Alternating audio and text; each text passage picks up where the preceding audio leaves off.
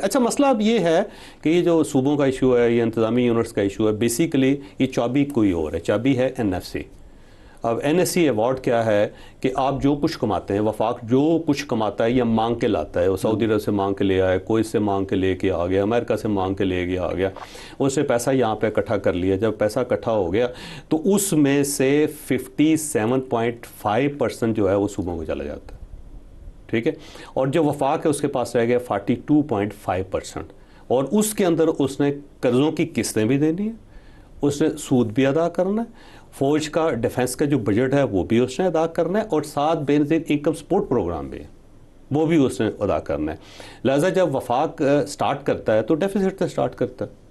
अब जब तक एनएफसी अवार्ड के अंदर मॉडिफिकेशन नहीं होती, मसलन ये सूबे हैं ना, सूबों ने कमा के वफाक को देना है, ये उल्टा वफाक से ले रहे हैं, बिल्कुल ऐसे है जैसे तो ये आपने डिस्ट्रीब्यूटर बनाए। ये कोई मैंने या आपने तो तय नहीं ना किया कि वफाक सूबों को देगा, बजाय इसके कि सूबे तो तय भी तो इन्होंने किया होगा ना, जो हमें बताते हैं ना। 18वीं तरमीम हुई ना सर? नहीं तो उन्होंने की थी ना 18वीं तरमीम। मैंने कि गली में जाके स्टूडियो में बैठ के हमने तो नहीं की थी ना, ये भी तो इन्होंने की थी ना। ये पॉलिटिशियन होता है, ये रूलर होता है, जब हुकूमत में आता है यही डिसीजन करता है, उसके बाद थोड़े अरसे बाद किसी और बात चीज़ का सिस्टम की बात हो रही होती कि जनाब ये कर यही रहे होते हैं। मतलब ये एक अलिफ है, ये बे है, पे है, ये तीनों कर रहे होते हैं अपने अपने वक्त में, फिर अपने अपने वक्त में आके कहते हैं कि ये ठीक नहीं हुआ था, ये ठीक नहीं हुआ था, ये ठीक नहीं हुआ था। अब पाकिस्तान में ना प्रेसिडेंशियल गवर्नमेंट कामयाब रही, ना पार्लियामानी सिस्टम कामयाब रहा, तो कामयाब क्या चीज़ हुई पाकिस्तान में? पूछने वाली बात ये सूबे और बढ़ाने चाहे तो उससे मसला हल हो जाए। वो कहते हैं एक दवाई और इस्तेमाल करके चेक करना। नहीं वैसे यहाँ पर तो उससे मरीज जिंदा हो जाए। नहीं चौधरी साहब, यहाँ पर हमारी नीयतों पे एक असल बात जो है ना, हमारी नीयत की, हमारी नीयतें ठीक नहीं है। अगर सूबे बना लें, एडमिनिस्ट्रेटिव यूनिट्स बना लें, नीयतें ठीक नहीं होंगी तो क्या डिलीवरिंग हो जाएगी? नहीं हो सकेगी। सिस्टम के अंदर गड़बड़ है ना, सिस्टम को आपको ठीक करना पड़ेगा। तो फिर प्रोविंस हो ना हो, एडमिनिस्ट्रेटिव यूनिट बने ना बने, वो चीज़ तो अपनी जगह पे रहेगी। अब इसके अंदर इशू ये है कि वो समझते हैं कि देखें जी सूबों को पैसे चले जाते हैं, वो पैसा लाहौर तक जाता है, वो गुजरांवाला तक नहीं पहुंचता, वो रावल पहुंचता, छोटे देहात तक नहीं पहुंचता, वो सिर्फ लाहौर तक रह जाता है, और खैबर पख्तूनख्वा के पैसे पेशावर तक रह जाते हैं, बलूचिस्तान के पैसे कोयटा चले जाते हैं, और जो सिंध के पैसे हैं वो कराची में भी नहीं लगते, वो अंदरूनी सिंध में चले जाते हैं। अच्छा, जब एडमिनिस्ट्रेटिव यूनिट बन जाएंगे तो एडमिनिस्ट्रेटिव यूनिट में भी तो कोई लाहौर होगा, कोई पेशावर होगा, कोई कोयटा होगा, कोई इस्लामाबाद होगा। उसका एक सबसे बड़ा फायदा ये होगा कि आपने सूबों को पैसे नहीं देने, तो वहाँ पे कोई नहीं लाहौर होगा, कोई पेशावर नहीं होगा। अब यूनिट्स को देंगे ना, इंतजामी यूनिट्स को। नहीं वो इंतजामी यूनिट जितना भी पतला हो, जितना भी बारीक हो, लेकिन वहाँ पे कोई ना कोई लाहौर, पेशावर, कोयटा, इस्लामाबाद तो होगा ना। वो एक नया जन्म लेगा, नया जन्म। अच्छा वैसे इसका सोल्यूशन एक और सोल्यूशन भी है जिसकी तरफ मेरा ख्याल है जो हमारी इस्टेब्लिशमेंट को, रियासत को जाना पड़ेगा। वो एक ऑप्शन ये भी है कि जो पैसे मिलते हैं ना जी आपको, वो एनएफसी अवार्ड में तकसीम करने से पहले सबसे पहले आप अपनी किस्तें अदा करें, उसके बाद डिफेंस का बजट अदा करें, और जो बाकी पैसे बच जाएं वो आप सूबों में डिवाइड कर दें, फिर 2000 आपके पास अरब बच जाएगा। नहीं, अगर बाकी 335 अरब, अगर 335 रुपए बाकी बचन तो की करेंगे? हाँ वो है, वो सूबे कहते हैं कि नहीं जी, ये नहीं जी, हमें तो पैसे पूरे चाहिए। बिल्कुल नहीं, ये सूबे में देखें, सूबे में हुकूमतें होती हैं, तो कुछ इस वक्त पंजाब में किसकी हुकूमत है? नून लीग की है, तो वफाक में भी नून लीग की है, तो ये फिर कैसे एडजस्ट करते हैं? वफाक में और पंजाब को आप सिर्फ लेके आए, ना सिंध को लेके आए, ना बलूचिस्तान को लेके आए, ना KPK को लेके आए। अब ये बताएं, पंजाब में उनकी हुकूमत है, जिनकी वफाक में हुकूमत। अच्छा, ये इनसे पूछा जाए। अब ब्रेक लेनी है, लेकिन इसके अंदर ना एक और कैच है, जो कैच ना हम छोड़ के जा रहे हैं अगली ब्रेक के लिए। वो ये है कि कुछ लोगों का ख्याल ये है कि ये बेसिकली प्रेशर डाला जा रहा है, और प्रेशर डाला जा रहा है पाकिस्तान पीपल्स पार्टी और पाकिस्तान मुस्लिम लीग नून पे, और मकसद कुछ और है, इनसे कुछ और रायतें लेनी है, और अब उनके पास यही ऑप्शन है, या सूबे बनाए जो इनके लिए एक्सेप्टेबल नहीं होगा, फिर तो पावर ख़त्म हो जाएगी, फिर मरीम नवाज साहबा का पंजाब में चीफ मिनिस्टर रहने का कोई फ़ायदा नहीं होगा, और मुराद अली शाह साहब का सिंध के अंदर रहने का कोई फ़ायदा नहीं होगा। तो वो People's Party, Pakistan People's Party नहीं, PTI और है, PTI कहती है जी हम तैयार हैं। अच्छा, नहीं वो उनसे उन्होंने 12 घंटे, 24 घंटे, 48 घंटे बाद मौक़िफ़ बदलना होता है। नहीं, हम तो 1 घंटे में बदलते हैं ना। कहते हैं खान को छोड़े सब, जो खान के साथ जब चीज़ें जोड़ दी तो फिर ना प्रेसिडेंशियल सिस्टम है, ना गवर्नर सिस्टम है, ना सूबे हैं, ना एडमिनिस्ट्रेटिव यूनिट, वो तो सिर्फ एक ही कहनू छो फिर जो मर्जी सिस्टम ले आओ, ये तो कोई बात ना हो। अब देखें जी, जो पॉलिटिशियंस हैं ना, 6 महीने दिसंबर तक ये मामला सेटल हो जाना है, मैंने सीरियसली कह रहा हूँ आपको। और उसके लिए ज़रूरी ये है कि ऑप्शंस हैं आपके पास। एक तो या आप एडमिनिस्ट्रेटिव यूनिट्स की तरफ जाएँ, सूबों पे कंसेंसस नहीं हो सकेगा, और एडमिनिस्ट्रेटिव यूनिट्स जो है ना, वैसे एडमिनिस्ट्रेटिव यूनिट्स में एक सिर्फ पॉइंट मैं बात कर लूँ, अगर आप इजाज़त दें। मैं ब्रेक लेनी है वैसे। आप ब्रेक लेनी है, वो मेरे कान में लगा हुआ है, आपके कान महफूज हैं, वो मुझे कही जा रहे हैं ब्रेक ले लें, ब्रेक। अच्छा, इनको ब्रेक वाकई जरूर छोटी सी ब्रेक हो, ब्रेक के बाद दोबारा होते हैं और सरदार साहब आपको बताएंगे कि करना क्या है। सरदार साहब के साथ हमारा मौक़िफ़ का टकराव चल रहा है जी। मैं इनको कह रहा हूँ कि मसला कोई और है, ये कह रहे हैं मसला कोई और नहीं है, कोई और है। अब ये कोई और इनका और है, बेटा कुछ और है। अब मसला ये है सर के 2 इश्यूज़ हैं। अच्छा, मैं तो बात कर लूँ। 2 इश्यूज़ हैं, 2 इशू आपने कहा ना, आपने ब्रेक में जाने से पहले कहा था कि एडमिनिस्ट्रेटिव यूनिट। 2 इशू। आप तगड़े हैं ना, इसलिए थोड़ा धमका रहे हैं मुझे आप। तो तगड़ा अगर मैं होता तो आप मेरी बात मान लेते। तो 2 इशूज हैं सर। इशू सर ये है NFC अवार्ड। अगर इसको मॉडिफाई कर लिया जाए कोई मसला नहीं, और उससे पाकिस्तान चलना भी शुरू हो जाएगा और हालात ठीक भी हो जाएंगे। और आने वाले दिन जंगों के दिन हैं, ये ज़हन में रखें। हमारे पास डिफेंस बजट नहीं होगा, इसको हम इनलार्ज नहीं कर सकेंगे, तो शायद आने वाले दिन हमारे लिए मुश्किल हो जाएंगे। तो हमें ज़्यादा पैसा चाहिए, और ये जो किस्तें हैं इससे भी निकलना चाहिए, कर्ज़ों से भी निकलना चाहिए पाकिस्तान को, और उसके लिए पैसा चाहिए हमें। और अगर सूबे पैसा खाते रहेंगे, ज़ाया होता रहेगा वहाँ पर, तो वफाक चल नहीं सकेगा। एक चीज़ तो NFC अवार्ड इशू है। दूसरा 2 और इशू हैं। एक कराची इशू है, पाकिस्तान का सबसे बड़ा शहर है, वहाँ पे ताजर, दुकानदार, आम नॉर्मल आदमी, अब देखें ना, मीर रज़ा एक वहाँ पे लड़का है, वो मारा गया है, और कितना बड़ा क्राइसिस वहाँ पे पैदा हो छोटा सा एक कत्ल की वजह से। वो सब लोग सर पे हाथ रख के कह रहे हैं जी कि हमारी किसी तरीके से जान बचाएं। और उस साथ साथ गवादर, जिसका पाकिस्तान के साथ फ्यूचर वाबस्ता है, बलूचिस्तान गवर्नमेंट गवादर नहीं चला पा रही। तो अब इन दोनों को जो है वफाक है ना, उसके हवाले करना चाहिए। और ये एक प्लान है, ये कहा जा रहा है कि इन दोनों को वफाक के कंट्रोल में दे दे, बिल्कुल इस तरह जिस तरह दिल्ली के अंदर, इंडिया के अंदर दिल्ली और लद्दाख 2 जो हैं वो वफाक के यूनिट्स हैं।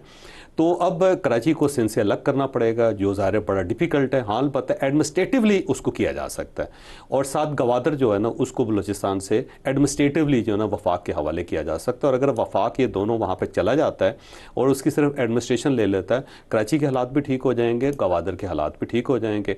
और अगर ये नहीं मानते इस तो NFC पे और इन दोनों पे, तो फिर इंतज़ामी यूनिट बनने के अलावा ऑप्शन कोई नहीं, पाकिस्तान आने वाले दिनों में चल ही नहीं सकेगा। अच्छा, ये पेशावर और ये कराची और गवादर की बात की, तो ये तो काफ़ी अरसे हो गए। तो क्या कि मुझे अरसा कहते हुए भी कई दफ़ा 6 दफ़ा सोचना पड़ता है कि ये बात तो मैं पहले भी कितनी दफ़ा कह चुका हूँ।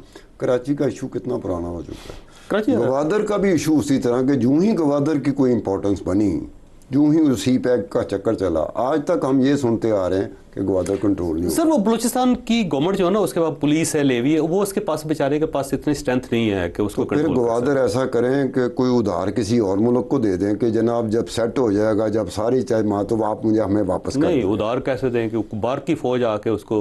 कहने का मतलब है अगर हम लोग नहीं संभाल पा रहे तो फिर आपको देना पड़ेगा, गवादर उधार दे देना, उनके साथ कॉन्ट्रैक्ट कर सकते हैं कि भाई ये 6 महीने में देंगे, साल में देंगे, हम इतने पैसे देंगे, आप हमें गवादर सही करके वापस दे दें। अगर ये वफाक के पास आ जाए तो हर्ज कोई नहीं है, वहाँ पे FC लगाए और बाकी सारे मैकेनिज्म वफाक कर ले, तो मेरा ख्याल है किया जा सकता है। देखिए लद्दाख कहाँ है, देखिए दिल्ली से लद्दाख कहाँ है, तो जो वफाक है ना, उनकी वफाकी गवर्नमेंट है इंडिया की, वो लद्दाख भी उसका हिस्सा है, वफाक के पास है, दिल्ली शहर भी उनके पास। इंडिया ने यूनियन टेरिटरीज बनाई हैं, वो 8 यूनियन टेरिटरीज हैं, उनके पास वो एक्सपीरियंस है। वो 26 वो जो स्टेट्स हैं जिनको हम प्रोविंस करते हैं, सर वो तो उनकी स्टेट्स है। ये लद्दाख जो है ना, ये वफाकी गवर्नमेंट का हिस्सा है, ये वफाकी गवर्नमेंट चला रही है। देखें ना, अब दिल्ली है, वाहिद यूनियन टेरिटरी है जहां पर 7 लोकसभा की सीटें हैं, और किसी के पास जितनी भी बाकी 7 यूनियन टेरिटरी हैं उनके पास 1 से ज़्यादा लोकसभा की सीट नहीं है। तो दिल्ली के एडमिनिस्ट्रेशन वफाक के पास है ना, जैसा इस्लामाबाद वफाक के पास। नहीं, उनका एक तजुर्बा है, उनके पास इस्लामाबाद कोई नहीं है। नहीं सर, इस्लामाबाद जो है ना वफाक की इकाई है। अब पाकिस्तान 5 इकाइयों का कब बना था? पाकिस्तान 5 इकाइयों का हिस्सा है, 4 सूबे, 1 इस्लामाबाद। इस्लामाबाद कब बना था? इस्लामाबाद के बनने के बाद ये कैपिटल बन गया। सर आइन 1973 में बना ना सर। तो 1973 का इस्लामाबाद, आयन जो है ना, आर्टिकल 1 वो कहता है 5 इकाइयाँ पाकिस्तान की, 4 सूबे, मैं एक कह रहा वफाक। हूँ कि ये वफाकी दारुल-कुवैत। पाकिस्तान जो पाकिस्तान का कैपिटल है, दुनिया के चंद एक मुल्क होंगे जिनके कैपिटल उस वक्त बने जब मुल्क आज़ाद हो चुका हुआ था। उसके बाद उन्होंने अपने लिए कैपिटल ढूंढा, जैसे हमने अपने लिए कैपिटल ढूंढा। इस तरह कुछ और मुल्क हैं, उन्होंने भी अपना कैपिटल ढूंढा था। मुल्क उनका आज़ाद हो चुका था, उनको कैपिटल की तलाश थी। यहाँ भी पाकिस्तान में भी वो कैपिटल की तलाश थी। अल्टीमेटली एक जगह मिल गई जिसको इस्लामाबाद कहते हैं, जहाँ आप और मैं बैठे हुए। इंडिया का एक्सपीरियंस तजर्बा मुख्तलिफ, हमारा तजर्बा एक्सपीरियंस मुख्तलिफ। एडमिनिस्ट्रेटिव यूनिट्स में मुझे एक चीज़ नज़र आ रही जिसमें पूरे वसूख से नहीं कह सकता, ये जो जुराइम होते हैं, जुराइम की शरह में कमी आ सकती है अगर एडमिनिस्ट्रेटिव यूनिट्स ज़्यादा बन गए। मतलब पंजाब है, पंजाब में 800 से ज़्यादा थाने हैं। IG कौन है? एक है। जो सिंध है उधर 500 से ऊपर है। ये आपके इस्लामाबाद में 28 थाने हैं। IG एक है। जब वो एडमिनिस्ट्रेटिव यूनिट में चला जाएगा ना, पंजाब का IG दुनिया का वाहिद IG होता है जो अपनी पूरी सर्विस के दौरान अपने पूरे सूबे के जो पुलिस स्टेशन है उनकी विजिट नहीं कर सकता। कैसे करेगा? आपसे चॉइस अब आप ये चाहते हैं 12 करोड़ लोगों का सूबा है, कैसे कर आप सके? ये चाहते हैं हमें 3 दिन मिलते हैं स्टूडियो में बैठने के लिए। अगर इस तरह की असाइनमेंट हमारी लग जाए तो लोग देखते होंगे 2 खाली कुर्सियां पड़ी हैं, बंदे नहीं हैं। तो IG का भी यही है। अब देखें ना, अगर एडमिनिस्ट्रेटिव यूनिट आता है, मैं तो एक बात कह रहा हूँ कि एडमिनिस्ट्रेटिव यूनिट बनता है इस सतह पे, वहाँ पे IG जो DP होगा उसको IG लगा देते हैं। अब उसके पास होगा कि वो थानों को अच्छे तरीके से देख सके, प्रोवाइडेड कि उसकी नीयत ठीक होनी चाहिए। अगर उसकी नीयत उसी तरह ख़राब हुई जिस तरह कि इस वक्त IG की DIG की रहती है, तो फिर वो सिस्टम, एडमिनिस्ट्रेटिव सिस्टम कोलैप्स कर जाएगा। अब बैना सूबाई में है, आपके इस्लामाबाद में कोई वारदात हुई है, गाड़ी उठाई गई है, अब साथ ही KPK लगता है, ये रिक्वेस्ट करते हैं KPK से, वो बड़े आराम से कहते हैं कि जी वो जो। अच्छा, वैसे ना मुझे क्योंकि ट्रैवल करने का मौका मिलता रहता है दुनिया में, उज़्बेकिस्तान दुनिया का वाहिद मुल्क है जिसके अंदर गाड़ी चोरी नहीं हुई पिछले 22 साल से। हम देखें ना, उसकी वजह वहाँ पे गाड़ी चोरी की सज़ाए मौत है। आप चाहते हैं यहाँ पे भी हो? नहीं नहीं, आप वहाँ पे चाहते चोरी होती थी ना, गाड़ियाँ नहीं हुई उसके बाद। यानी उज़्बेकिस्तान एक ऐसा मुल्क है जहाँ पे वेपन नज़र नहीं आता, इवन पुलिस भी वेपन कैरी नहीं कर सकते, उसने भी छुपा के लेके जाना उसको। तो अब देखें, उज़्बेकिस्तान आज़ाद कब हुआ था? उज़्बेकिस्तान हमसे बहुत बाद में 1992 में, लेकिन वो पुरानी कौम है सर। लेकिन वो कौम, हाँ कौम पुरानी है, पुरानी है ना, वो DNA चलता है ना, DNA तो वो उन्होंने कुछ ना कुछ तो फैसला किया होगा जो हम नहीं कर सके। हमारे यहाँ पर ये आप लोगों को डरा रहे हैं जिन्होंने गाड़ियाँ। अच्छा, वैसे सर साहब एक और बड़ी मजेदार बात मैं कल स्क्रीन पे देख रहा था कि मोहसिन नकवी साहब ने कहा है कि ये प्राइम मिनिस्टर साहब जो है ना 5 साल पूरे करें। वैसे बड़ी दिलचस्प बात है कि एक प्राइम मिनिस्टर साहब को गारंटी कौन दे रहा है? उनका मिनिस्टर 5 साल का। नहीं, डरा के दे रहा है। पहले बात कुछ और करता है, बाद में कहता नहीं शहबाज शरीफ साहब आप रहेंगे। ये डरा के कराना। प्राइम मिनिस्टर साहब को एक उसका मिनिस्टर गारंटी दे रहा है, लेकिन गारंटी भी डराने के बाद दे रहा है। 5 साल पूरी करे। वैसे शहबाज शरीफ भी मेरे ख्याल में उम्मीद की निगाह से मोहसिन नकवी साहब की तरफ देखते होंगे कि सर बताएं साहब का क्या हाल है।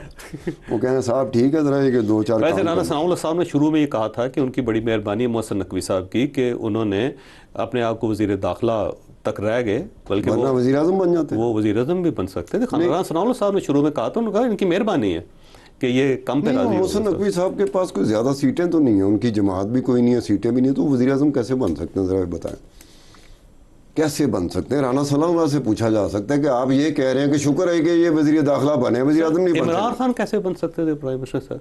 मियां शहबाज शरीफ साहब कैसे बन सकते थे? नहीं, उनकी पार्टी जीती थी, उस्मान जीती थी या जिताई गई थी। बुज़दार साहब कैसे? हाँ, उस्मान बुज़दार पे आप कह सकते हैं कि उस्मान बुज़दार एक अनोखा किस्म का, वो पता नहीं होता कि ढूंढे मांगने को चांद क्या होता था, वो कुछ भी हो सकता सर। अच्छा सर, वो हमने शुरू में लोगों से एक वादा किया था कि एंड पे हम आपको एक बताएंगे कि एक साहब इस्लामाबाद आए और उसके बाद ये सारा मामला स्टार्ट हो गया। वैसे ये कोइंसिडेंट है, ज़रूरी नहीं है कि ऐसा ही हो, कोइंसिडेंट है, ठीक है। हमजा शहबाज साहब जो थे लाहौर के अंदर चुप करके बैठे हुए थे। अच्छा। अचानक इस तरह हुआ कि हमजा शहबाज साहब जो उनको वफाक में ले आए और प्राइम मिनिस्टर हाउस के अंदर उनका दफ्तर बना दिया गया। प्राइम मिनिस्टर हाउस में वो जाके बैठ के तो पता ही चला कि एक प्राइम मिनिस्टर साहब हैं, एक डिप्टी प्राइम मिनिस्टर साहब और एक हमजा साहब भी हैं। अब हमजा साहब क्या हैं? नहीं, हमजा साहब डिप्टी प्राइम मिनिस्टर नहीं है, डिप्टी प्राइम मिनिस्टर साहब तो इसहाक डार साहब है ना। अब हमजा साहब भी है और हमजा साहब ने आके सेक्रेटरियों से मुलाकातें की, मिनिस्टरों से मुलाकातें की, उन्होंने MNA से मुलाकातें की, तो इसका मतलब एक तीसरा साहब भी आया ना दरमियान में। तो अब उसके बाद जो है ना ये क्राइसिस मुझे लगता है थोड़ा सा बड़ा है। अब मेरा ख्याल है, ये फैक्ट नहीं है, ज़रूरी नहीं है वैसे ऐसा आपस की बात बताऊं, लेकिन अब उससे पता ही चला कि ये देखें जी कि ये पूरी जो डायनेस्टीज़ हैं वो आगे बढ़ती चली जा रही हैं। प्राइम मिनिस्टर साहब हैं, फिर चीफ मिनिस्टर साहिबा हैं, फिर बाकी सब फैमिली, फिर इसाक डार साहब हैं, बाकी सब लोग भी हैं। तो इसका मतलब ये है कि बाकी जो कुछ लोग रह गए थे वो भी सिस्टम के अंदर आ गए हैं। सर बात ये है कि सब लोग अंदर रहे हैं 2-2 साल, उसके बाद वापस आ गए हैं। ये आप छोड़ दें सर, कोई आप मजीद 2 साल उनको वापस ये आपकी बात सही है कि आज का शो खत्म हो गया जनाब। कल दोबारा मुलाकात होगी आपसे, मेरा मौक़िफ़ और सर साहब का मौक़िफ़ उसके साथ। अल्लाह हाफिज़।